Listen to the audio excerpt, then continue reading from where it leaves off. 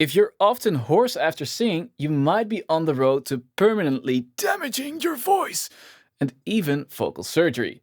Scary stuff. This video will help you avoid that. I'm Bob Smank, and my experience as a singer and vocal coach for the past 12 years has taught me that in the long run, your biggest obstacle as a singer is vocal damage. Because as a singer, you cannot just walk into a shop and say, "Hi Jimmy, 3 new sets of vocal cords, please." Damaging your voice is serious business. Ask Adele if you don't believe me. She's had to cancel a ton of shows because of it. This proves it can happen to the best of us. Vocal damage can mean vocal cord surgery and weeks of complete silence. And I'll decide for both of us, we don't want this. Luckily, it's easy to prevent. In this video, you'll learn the golden rule to avoid vocal damage, the 3 signs you're damaging your voice, and whether or not your voice needs a warm-up. If you like to watch singing channels on YouTube, you know they will often ask you to discover new parts of your voice, burst through limits. You can do this in a healthy way, but when working at the edge of your abilities, you're always at risk. So, before you watch any other singing videos, watch this one. A disclaimer, this video is not medical advice. If you ever doubt if you have vocal damage or if you're not sure if you use your voice in a healthy way, please see a doctor or voice professional. Here is the golden rule to avoid damaging your voice. Don't sing for too long. Nice, Bob! Super specific. Please do tell, how long is too long? Well, this depends on 3 things. First, your stamina. You could compare singing to running. If you have good stamina, you can last longer. With both running and singing, you can improve your stamina. But if you've been sick or had a bad night's sleep, it influences your stamina in that specific moment. You won't be able to run or sing as long. Second, the difficulty of the thing you're going to sing. If you go for a walk, you can probably last for hours. With a jog, you'll tire sooner, and when sprinting, you'll last even shorter. With singing, it's the same. If you do some easy singing or humming during the dishes, you can probably last for hours. I hope your dishes don't take that long. But if you push yourself a bit more, some high notes, some louder volumes, maybe some effects, you could compare it to jogging. Regardless of your stamina, you won't last as long jog singing as you would walk singing. If you really push yourself to the edge of your vocal abilities, you'll last even shorter. And if you trip while sprinting, the damage will be worse than while walking. Same with sprint singing. Lastly, your technique. If your technique is bad, you won't last long, like running with bad posture or while dragging your feet.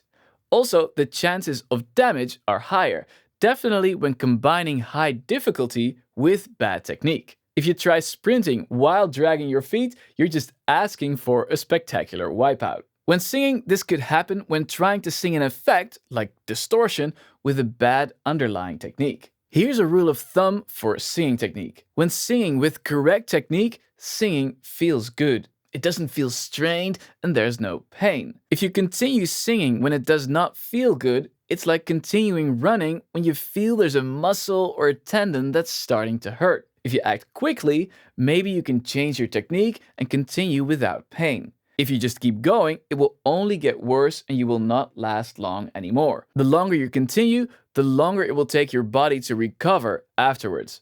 Same for your voice. So listen to your body. If it feels good, it is good. If it does not, make a change or take a break. So the golden rule to not damage your voice permanently is not to sing too long. But how long is too long? Well, it depends on your stamina, the difficulty, and your technique.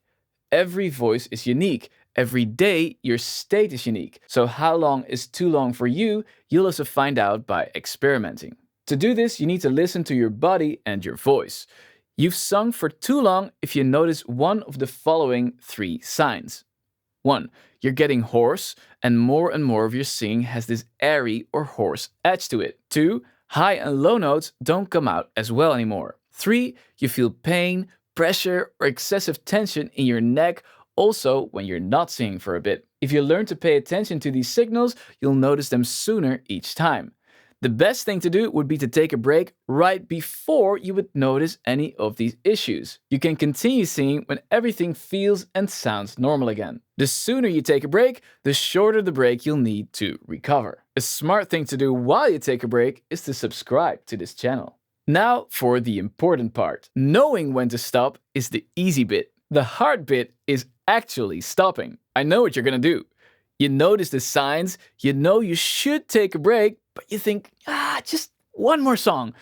I know this because I do this too. Sometimes it's just too much fun to stop. If you continue singing for a bit too long every now and then, no biggie. You will probably not get permanent vocal damage from that.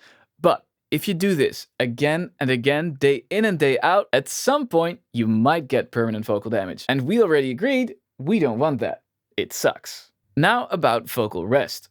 Like with running, if you run every day, your body does not get a chance to recover. To keep your voice healthy long term, take days of vocal rest. You can use your voice those days, but try not to tax it by singing for a long time or by attempting difficult songs. A whole day of talking at work also does not count as vocal rest. Feel what your voice needs. Probably 1 or 2 days a week is enough. Does a voice need a warm-up to avoid vocal damage? Some voices perform better and last longer after a vocal warm-up. For some voices, it doesn't matter as much. This can also differ day by day. If you sing in the morning, the chances your voice needs a warm-up are higher than if you sing in the afternoon. How do you know what your voice needs? Experiment. Sing a bit, then do a warm-up, and then sing the same bit again, and see if your voice performs better and lasts longer. One way to avoid vocal damage is better technique. You can watch this video next for a short ABC voice model overview here on YouTube.